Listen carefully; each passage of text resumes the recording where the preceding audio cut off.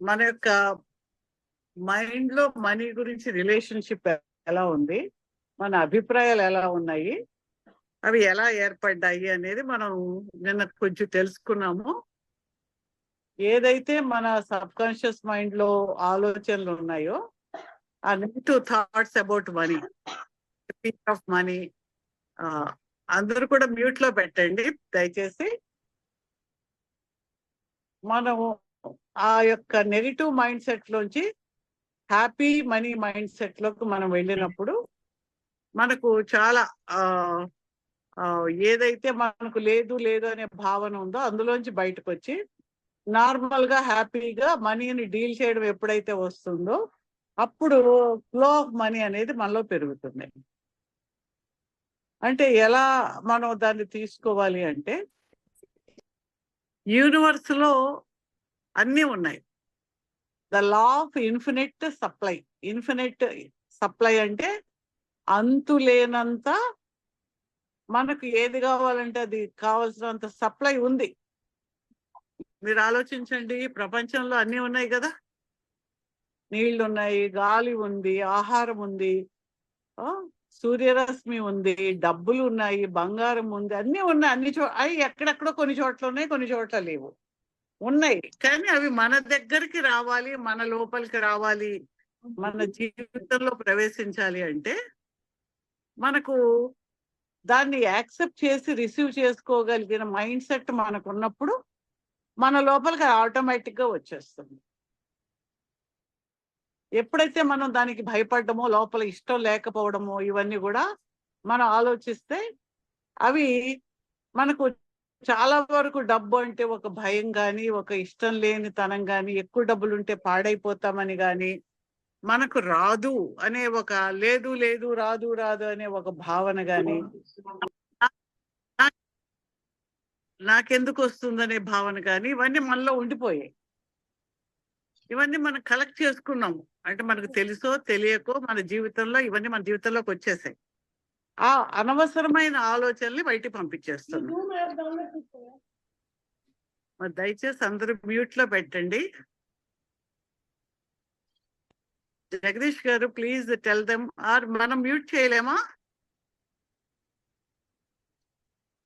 Host can control కదండి.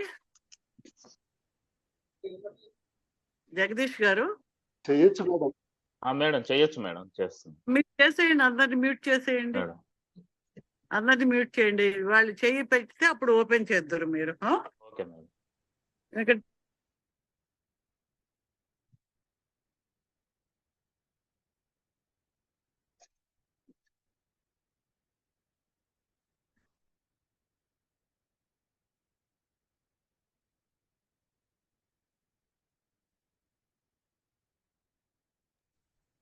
నేను మాట్లాడచ్చా?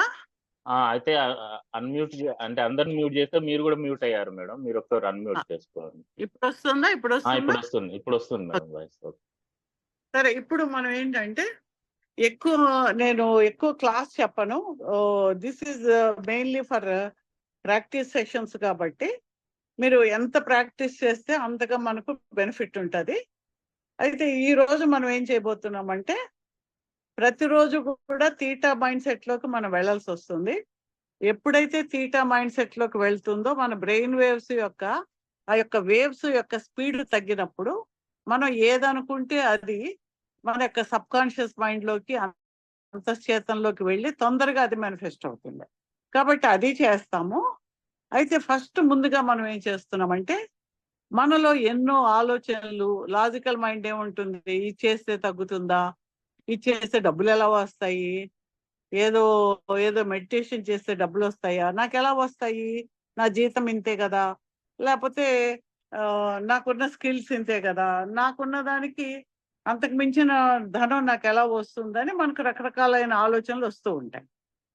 ఉన్నాయా లేదా? ఉన్నాయి కదా అందరికీ. అంటే లాజికల్ మైండ్కి ఊహకు అందకుండా ఫ్లో అనేది వస్తుంది.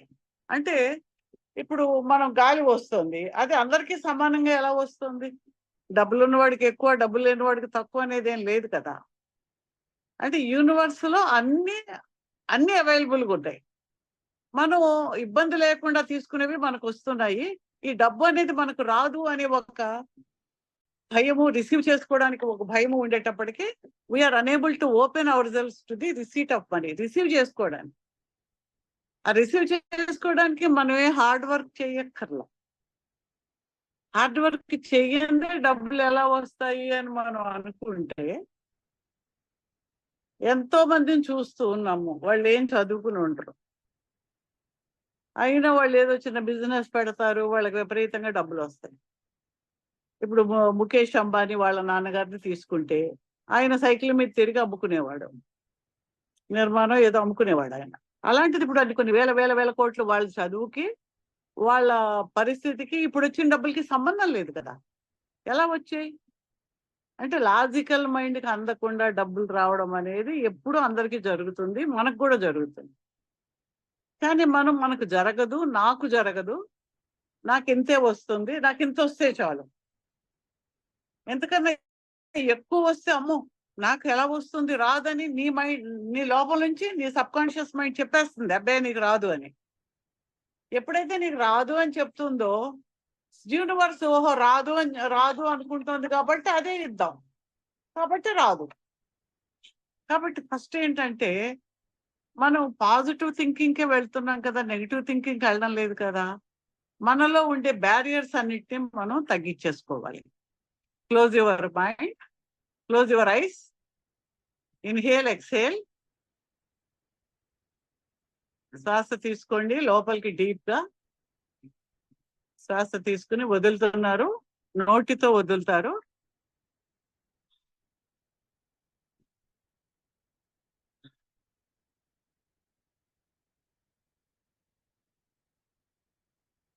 నాలో ఈ ప్రోగ్రాం చేయడం ద్వారా నా మనీ మైండ్ సెట్ మారి, నా రిలేషన్షిప్ విత్ మనీ మారి, నాకు అబండెంట్ మైండ్ సెట్ వస్తుందా లేదా అనే అనుమానం నాకు ఉంది.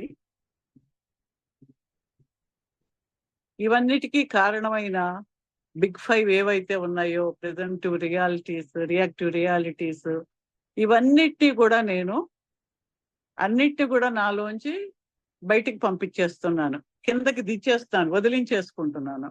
I am releasing all of them from all. ఏ బ్యారియర్స్ అయితే నాలో ఉన్నాయో, ఏ అడ్డంకులు అయితే నేను ఏర్పరచుకున్నానో తెలుసో తెలియకో, వాటన్నిటినీ కూడా నేను వదిలించేసుకుంటాను. నేను ఇప్పుడు are you willing to destroy and uncreate all of it అంటాను. ఎస్ అని మీరు అనండి, మనసులో అన్న పైకన్నా పర్లేదు. Are you willing to destroy and uncreate all of it? అందరూ ఎస్ అన్నారు కదా. Yes. Right, wrong, good, bad, POC, all 9 shorts, boys, forwards and beyond. Right and wrong, good and bad, POC and POC, all 9 shorts, boys, forwards and beyond. Right and wrong, good and bad, all 9 boys, forwards and beyond. Inhale, exhale.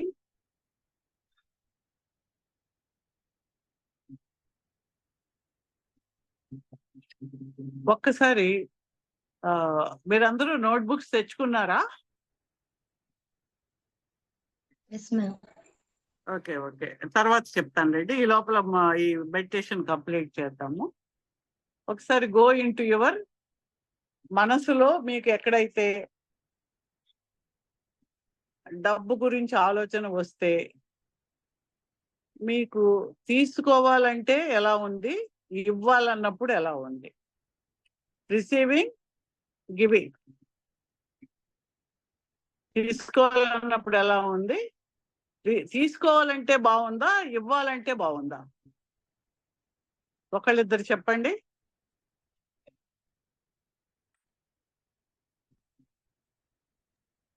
ఎవరన్నా madam నమస్తే madam.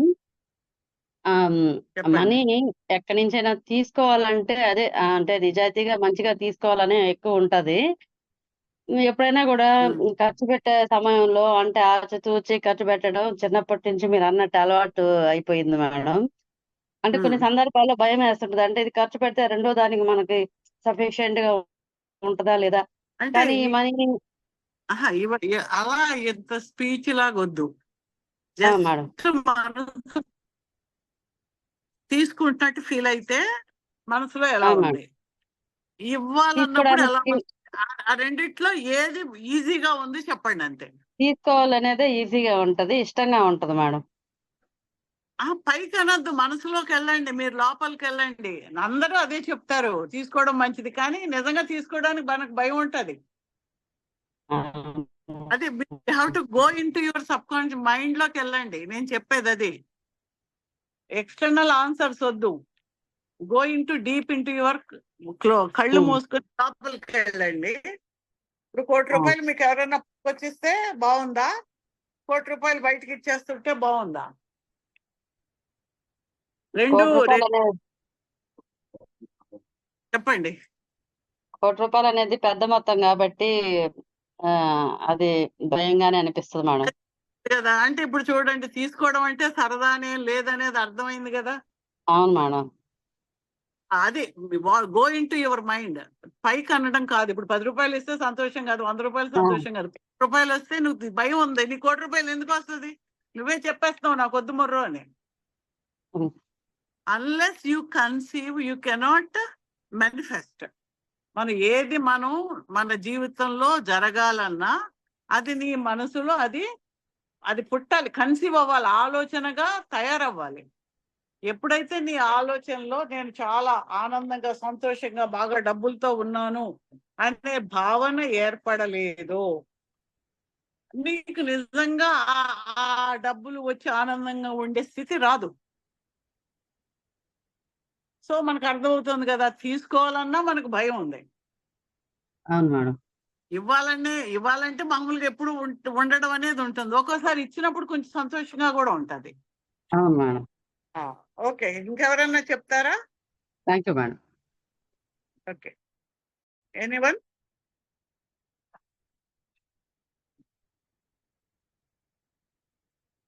Okay,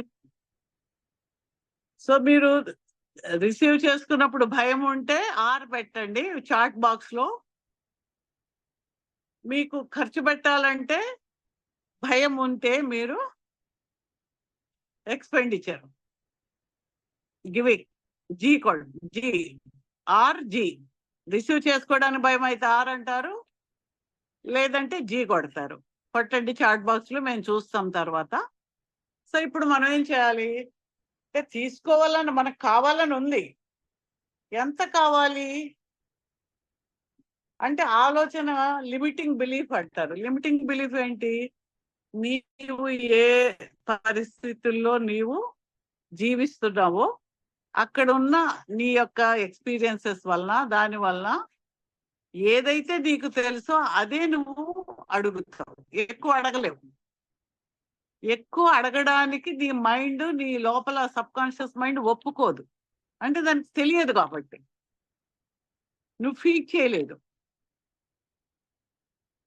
అందుకని మనం ఏం చేస్తున్నాము, ఆ లోపల నా చదువు ఇంత, నేను ఇది చదువుకున్నాను, లేదంటే నా ఉద్యోగంలో నాకు 20,000 వస్తాయి, 10,000 వస్తాయి, 40,000 వస్తాయి, అంతకు మించి నాకు ₹1,00,00,000 ఎందుకు వస్తాయి? రావు.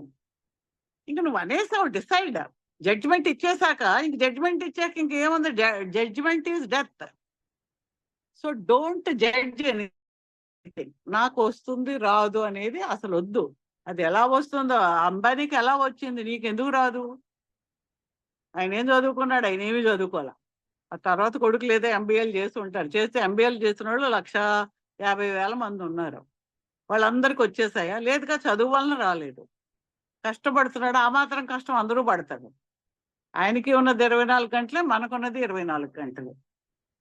కాబట్టి మనం ఏంటంటే, నాకు రాదు, నాకు అవ్వదు, నాకు వీలు కాదు, కష్టపడితే గాని రాదు, ఎక్కడి నుంచి వస్తుంది అనేది ఒక గాలి వస్తుంది. ఎక్కడి నుంచో చల్ల గాలి వచ్చింది, నేను అడిగితే వచ్చింది, అది రాలేదు కదా. నేను చక్కగా హ్యాపీగా పీలుస్తున్నాను. అలాగే వర్షం వచ్చింది, సూర్యరశ్మి వచ్చింది. అలాగే మనీ కూడా ఎనర్జీయే. అన్ని ఐటమ్సే కదా. అసలు మనీ అనేది ఏంటి? Just close think what is money. Money అనగానే మీకు ఏం గుర్తుకొచ్చిందో చెప్పండి. కళ్ళు మూసుకుని డబ్బు అనగానే ఏమొచ్చింది? అది సాలిడ్ గా ఉందా, నీళ్ళలో ఉందా, గాలిలో ఉందా, ఏమనిపించింది? ఒకళ్ళిద్దరు చెప్పండి.